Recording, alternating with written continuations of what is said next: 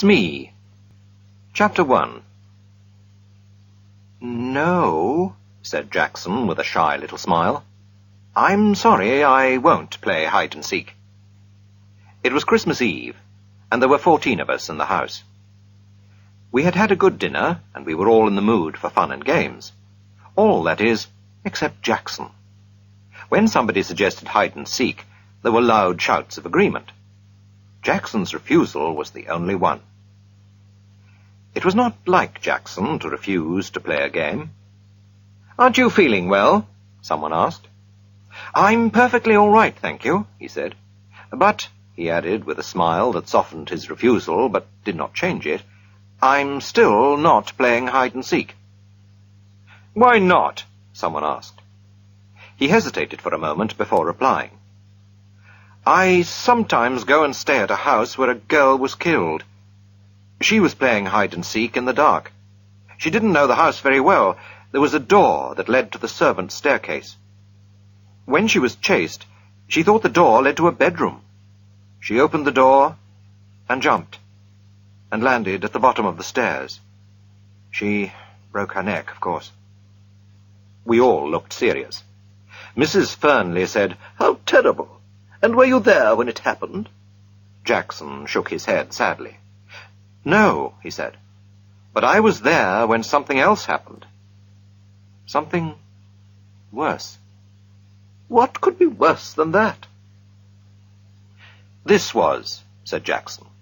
He hesitated for a moment, then he said, "I wonder if any of you have ever played a game called Smee. It's much better than hide-and-seek. The name comes from It's Me, of course. Perhaps you'd like to play it instead of hide-and-seek. Let me tell you the rules of the game. Every player is given a sheet of paper. All the sheets except one are blank. On the last sheet of paper is written Smee. Nobody knows who Smee is except Smee himself, or herself. You turn out the lights, and Smee goes quietly out of the room and hides. After a time, the others go off to search for Smee. But of course they don't know who they are looking for. When one player meets another, he challenges him by saying, Smee. The other player answers, Smee, and they continue searching. But the real Smee doesn't answer when someone challenges. The second player stays quietly beside him. Presently they will be discovered by a third player. He will challenge and receive no answer, and he will join the first two. This goes on until all the players are in the same place. The last one to find Smee has to pay a forfeit. It's a good, noisy, amusing game. In a big house, it often takes a long time for everyone to find Smee. Perhaps you'd like to try. I'll happily pay my forfeit and sit here by the fire while you play." "It sounds a good game," I remarked. "Have you played it too, Jackson?" "Yes," he answered. "I played it in the house that I was telling you about." "And she was there? The girl who broke—" No, said someone else. "He told us he wasn't there when she broke her neck." Jackson thought for a moment. "I don't know if she was there or not. I'm afraid she was. I know that there were 13 of us playing the game, and there were only 12 people in the house. And I didn't know the dead girl's name. When I heard that whispered name in the dark, it didn't worry me. But I tell you, I'm never going to play that kind of game again. It made me quite nervous for a long time. I prefer to pay my forfeit at once." We all stared at him. His words didn't make sense at all. Tim Vaus was the kindest man in the world. He smiled at us all. "This sounds like an interesting story," he said. "Come on, Jackson, you can tell it to us instead of paying a forfeit." "Very well," said Jackson. And here is his story. Chapter 2. Have you met the Sangstons? They're cousins of mine, and they live in Surrey. 5 years ago they invited me to go and spend Christmas with them. It was an old house with lots of unnecessary passages and staircases. A stranger could get lost in it quite easily. Well, I went down for that Christmas.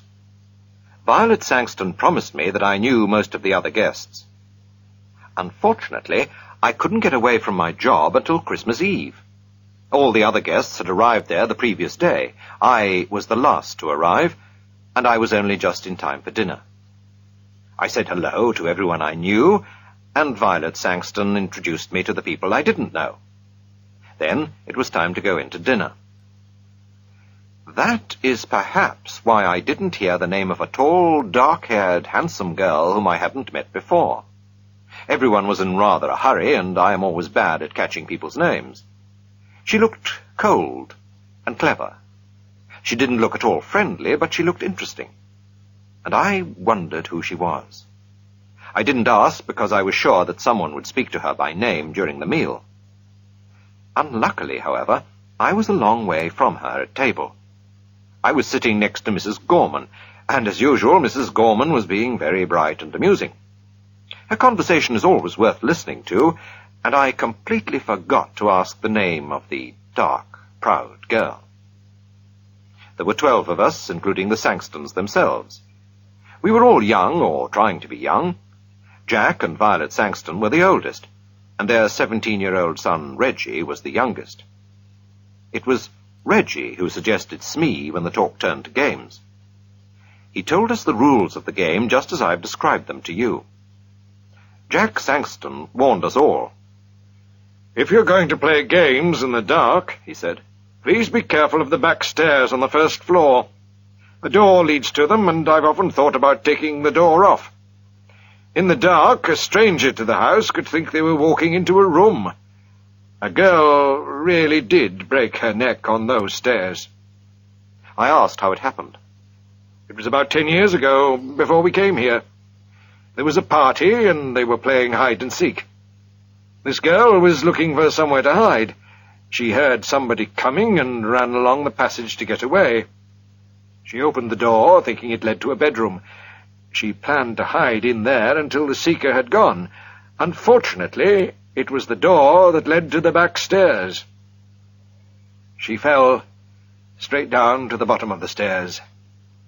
She was dead when they picked her up." We all promised to be careful. Mrs. Gorman even made a little joke about living to be 90. You see, none of us had known the poor girl, and we didn't want to feel sad on Christmas Eve. Well, we all started the game immediately after dinner. Young Reggie Sangston went round making sure all the lights were off, except the ones in the servants' rooms and in the sitting room where we were. We then prepared 12 sheets of paper. 11 of them were blank, and one of them had Smee written on it. Reggie mixed them all up, then we each took one. The person who got the paper with Smee on it had to hide. I looked at mine and saw that it was blank. A moment later, all the electric lights went out. In the darkness, I heard someone moving very quietly to the door. After a minute, somebody blew a whistle, and we all rushed to the door. I had no idea who was Smee. For 5 or 10 minutes, we were all rushing up and down passages and in and out of rooms, challenging each other and answering, "Smee? Smee!"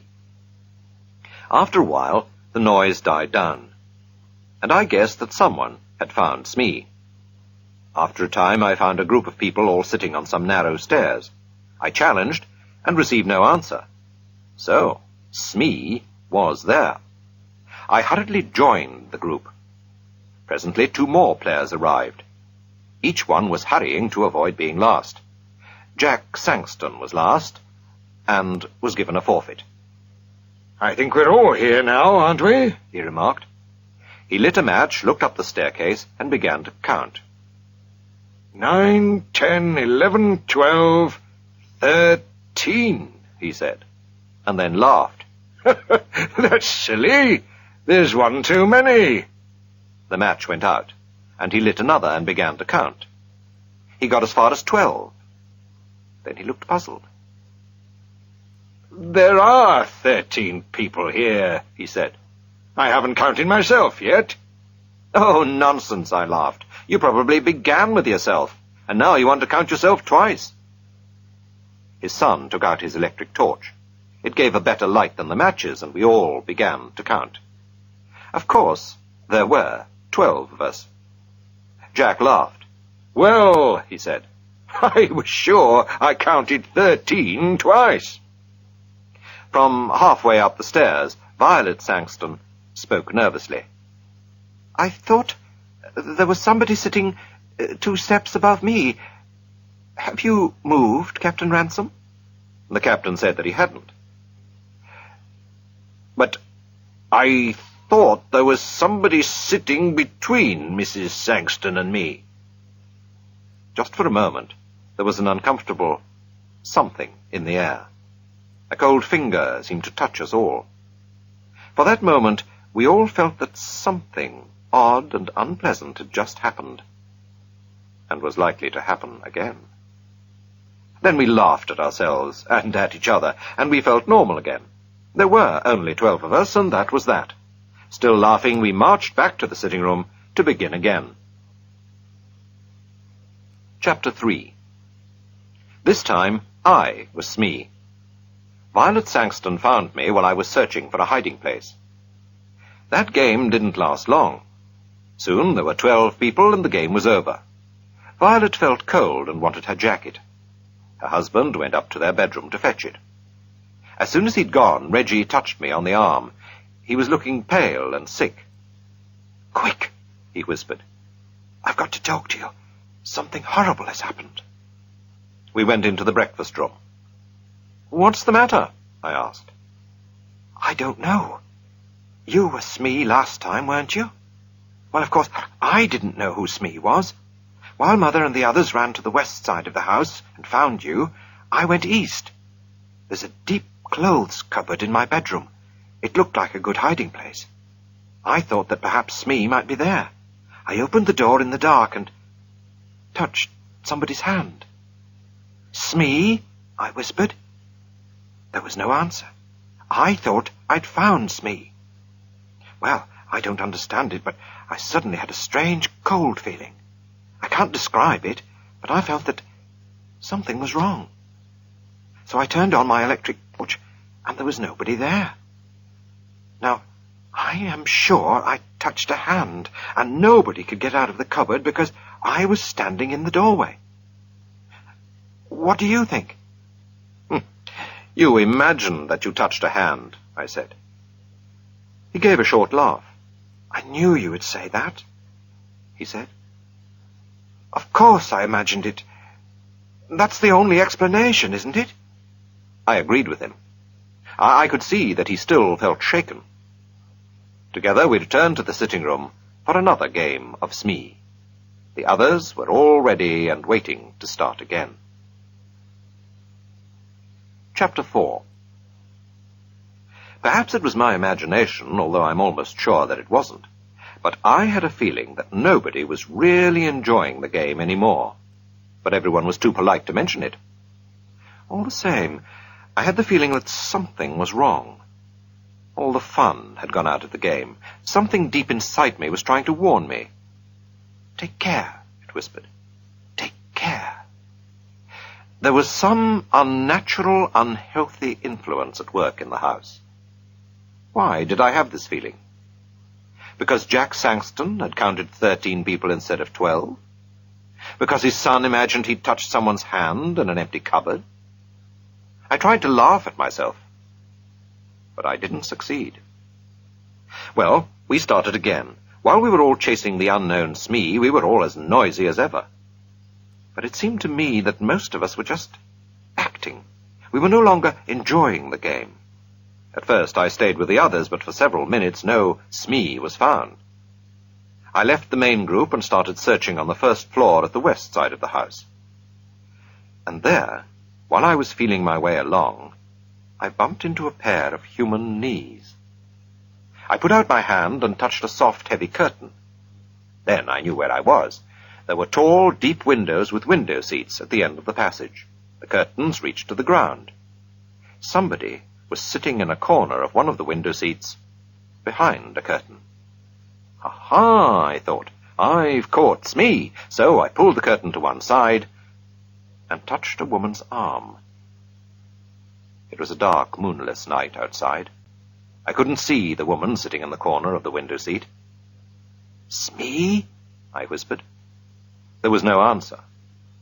When Smee is challenged, he or she does not answer. So I sat down beside her to wait for the others. Then I whispered, "What's your name?" And out of the darkness beside me, the whisper came, "Brenda Ford."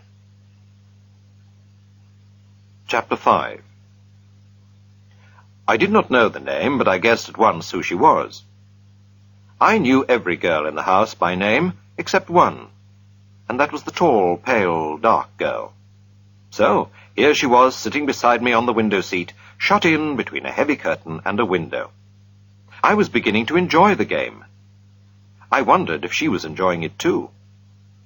I whispered one or two rather ordinary questions to her, and received no answer. Smee is a game of silence. It's a rule of the game that Smee and the person or persons who have found Smee have to keep quiet. This, of course, makes it harder for the others to find them. But there was nobody else about. I wondered, therefore, why she was insisting on silence. I spoke again, and got no answer. I began to feel a little annoyed. Perhaps she is one of those cold, clever girls who have a poor opinion of all men, I thought.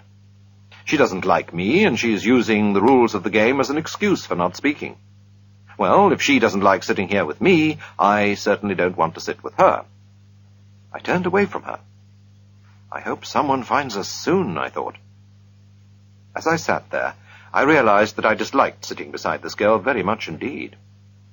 That was strange. The girl I had seen at dinner had seemed likable in a cold kind of way. I noticed her and wanted to know more about her. But now, I felt really uncomfortable beside her. The feeling of something wrong, something unnatural was growing. I remembered touching her arm, and I trembled with horror.